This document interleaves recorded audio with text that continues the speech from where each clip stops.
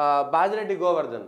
బాజిరెడ్డి గోవర్ధన్ నిజామాబాద్లో 2014లో అధికారంలోకి రాగానే కేసీఆర్ గారి కూతురు కవిత పోటీ చేశారు, గెలిచిర్రు. 2019లో డి శ్రీనివాస్ అప్పుడు టీఆర్ఎస్లోనే ఉండే డి శ్రీనివాస్ వాళ్ళ అబ్బాయి ధర్మపురి అరవింద్ పోటీ చేసి గెలిచారు. అంటే వీళ్ళ అవసరం కోసం ఆ వెంటనే ఓడిపోయిన తర్వాత నిజామాబాద్ ప్రజలు 2014 నుంచి 19 దాకా పోటీ చేసి గెలిపిస్తే నన్ను గెలిపించినటువంటి ప్రజల కోసం కృతజ్ఞతగా వాళ్ళు ఓడించినా సరే వాళ్ళ సేవ కోసమే నేనుంటా అని మాత్రం అనలేదు. చూడండి, గెలిచిన తర్వాత నాదే నిజామాబాదు ఒక మినీ సామ్రాజ్యం అనేటువంటి విధంగా అక్కడ చర్చ జరిగింది కేసీఆర్ కూతురుగా. ఎందుకంటే 17 మంది ఎంపీల్లో కేసీఆర్ కూతురు మాట్లాడితేనే వార్తలు, కేసీఆర్ కూతురు కోసమే మీడియా సంస్థలు, కేసీఆర్ కూతురు కోసమే జరిగే ఎట్లా అంటే ముఖ్యమంత్రితో సమానంగా వాళ్లకు బయట కనిపించేటువంటి అవకాశం కనపడ్డది. 2019లో ధర్మపురి అరవింద్ చేతిలో ఓడిపోయారు. ఓడిపోయిన వెంటనే అసలు ఆ క్షణం కూడా ఉండలేనటువంటి పరిస్థితి. మరి ఏ నిజామాబాద్ ప్రజలైతే, ఏ ఇందూరు ప్రజలైతే గెలిపించిన తర్వాత మంచికో చెడుకో ఓడగొట్టిరు.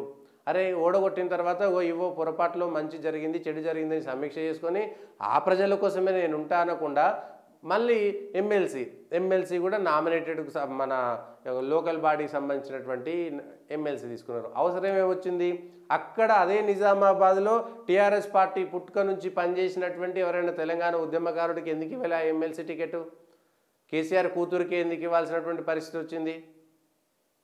ఇవాళ అదే అరవింద్ ధర్మపురి చేతిలో మళ్ళీ టీఆర్ఎస్ ఓడిపోతే మళ్ళీ కేసీఆర్ కుటుంబ పరువు పోతుంది. కేసీఆర్ ఇప్పటికే కామారెడ్డిలో ఓడిపోయిండు, కేసీఆర్ ప్రభుత్వం పడిపోయింది. గతంలో కవిత 2019లో ఎవరో ధర్మపురి అరవింద్ అనామకుడు, ఏం పని లేదు, నిజామాబాద్లో బీజేపీ గెలుస్తుందా, ఇంకా డి శ్రీనివాస్ కొడుకట, గంత పెద్ద తెలికల లీడర్ కొడుకు గట్ల బీజేపీలకు పోయి ఎట్లా పోటీ చేసిండు అనేటువంటి మాటలు మాట్లాడారు. గెలిచిన తర్వాత అదే అరవింద్ ధర్మపురి ఇప్పుడు ఆయన మీద పోటీ చేయడానికి కేసీఆర్ కూతురు కవిత భయపడ్డది, కేసీఆర్ కుటుంబం భయపడ్డట్టే కదా. లేదంటే ధైర్యం ఉంటే పోటీ చేసి ఎక్కడైతే అరవింద్ ఓడించిండో అదే అరవింద్ మీద గెలిచి చూపించాల్సినటువంటి పరిస్థితి కదా, అది కదా ఇప్పుడు రావాల్సింది. కానీ వాళ్ళ కవిత పోటీ చేయట్లేదంటే మళ్ళీ ఓడిపోతారని అరవింద్ చేతిలో మళ్ళీ ఇబ్బంది పడాల్సి వస్తుంది. మళ్ళీ ఓడిపోతాయి. ఇప్పటికే ఓడిపోయినటువంటి కేసీఆరే ఓటమి ఎరిగినటువంటి నాయకుడు. కేసీఆరే ఓడిపోయిన తర్వాత తెలంగాణలో ఎవరైనా ఓడిపోవచ్చు.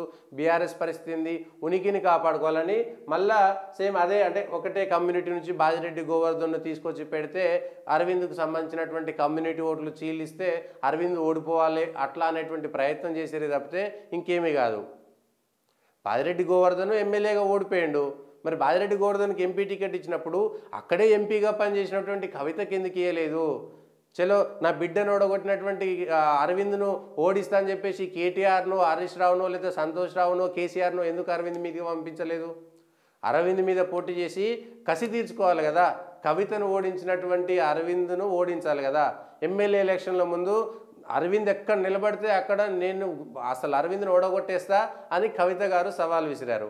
మరి ఏమైంది? కవిత గారు భయపడ్డారా? కోరుట్లలో పోటీ చేస్తే అసెంబ్లీకి కవిత గారు పోటీ చేయలేదు.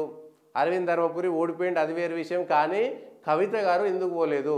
నేనే ఓడిస్తా అరవింద్ ఎక్కడుంటే అక్కడ అన్నటువంటి కవిత గారు ఎందుకు భయపడ్డారు?